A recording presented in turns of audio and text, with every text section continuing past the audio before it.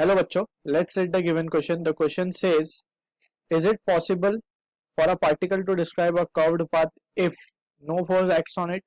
Does your answer depend on the frame of reference chosen to view the particle?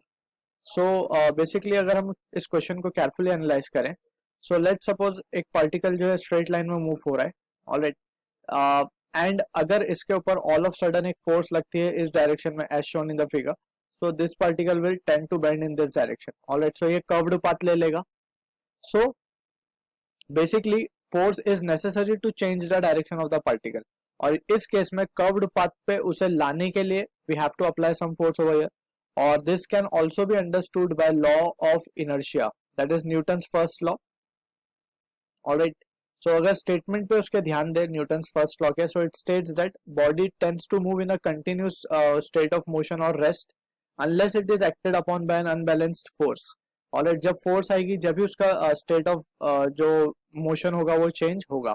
So we have to say in this case, yes, it is possible for a particle, so it is not possible. So we can say for the first part of the question we can say no, it is not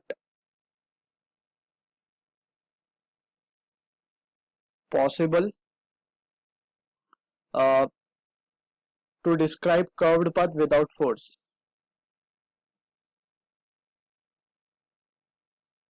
Curved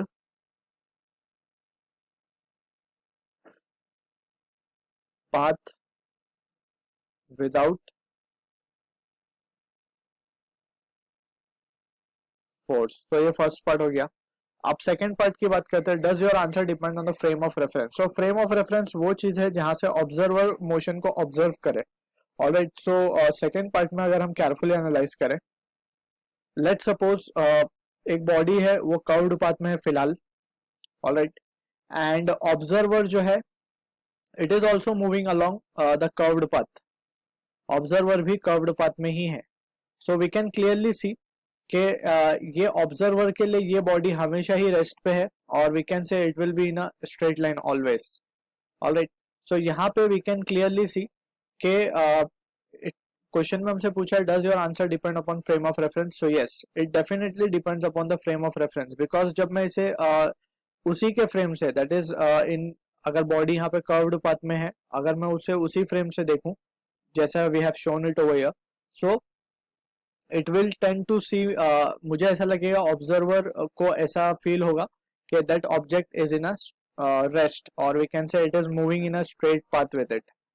so we can clearly see that, और यही observer अगर इसे बाहर से analyse करे, so it can be seen that it is performing असर और it is taking a curved path. So yes, it depends upon frame of reference. So yes, it depends on frame of